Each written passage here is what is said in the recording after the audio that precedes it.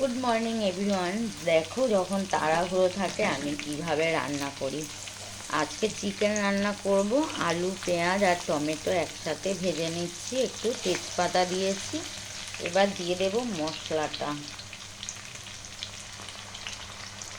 সকালবেলা বাজার করে আর রান্না হয় বলো? চিকেনটা এখনই আনলো। এবার আমি মশলাটা কষাবো, চিকেনটা একসাথে এর মধ্যে দিয়ে দেবো। ম্যারিনেট করার আর টাইম নেই, একটু ম্যারিনেট করে রাখলে চিকেনটা আরও কিন্তু সুন্দর হয়। তো কিন্তু কিছু করার নেই, আজকে একদমই টাইম নেই। আমাকে যেতে হবে দোকানে, যেহেতু চিকেনটা আগে আনা ছিল না তাই দেরি হয়ে গেল। তো দেখো, দিয়ে দিলাম মশলাটা। এবার দিয়ে দেব নুন,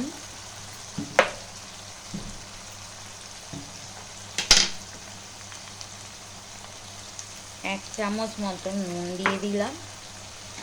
আর দিয়ে দেব হলুদ। তো বেশ খানিকটা, 1 চামচ, ছোটো চামচের মতো 1 চামচ হলুদ দিয়ে দিলাম। আর এই যে দেখো, চিকেন এখানে ধোয়া আছে, দিয়ে দেব চিকেনটা। একদম ম্যারিনেট করার টাইম নেই। আর আমি মশলার মধ্যে দিয়েছি আদা, রসুন, পেঁয়াজ, লঙ্কা আর একটু জিরে আর একটু গোটা গরম মশলা।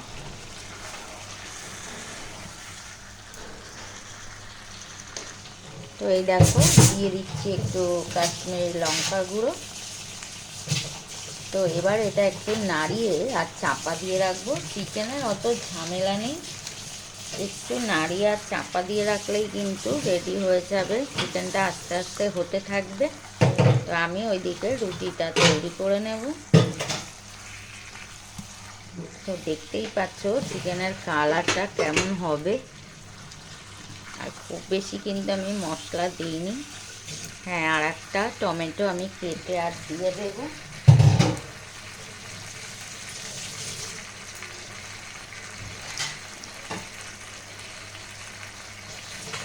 তাড়াহুড়োতে জানি না আজকে রান্না কেমন হবে, চেষ্টা করব ভালো করার।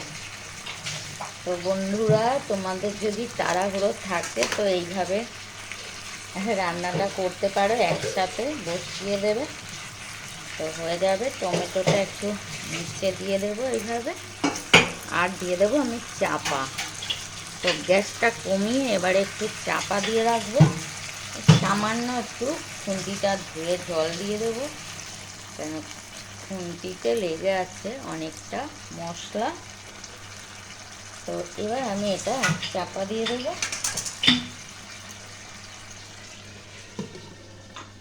এবারে আমি ওইদিকে রুটিটা বানাতে থাকবো। তো এই দেখো বন্ধুরা, চাপা দিয়ে আর আমি কিন্তু রুটিগুলো তৈরি করে নিলাম। তো এবার আমি দেখবো এর অবস্থা কি। চিকেনটা দেখো কত জল বেরিয়েছে।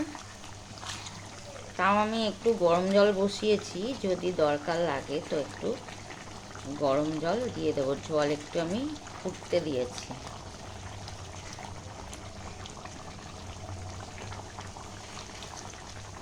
তো দেখো কেমন হয়েছে দেখতে।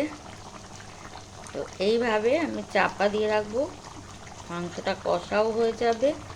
আর এই দেখো টমেটো, আলুও নিশ্চয়ই সিদ্ধ হয়ে গেছে। খুব বেশি আলু আমি দিইনি, আর একটু হবে। তো আলুটা একটু বড় বড় কেটেছি। তো আবার আমি চাপা দিয়ে দেবো, একটু নাড়িয়ে দিলাম। আর কিচ্ছু আমি এর মধ্যে দেবো না, গরম মশলা বেটেই দিয়েছি।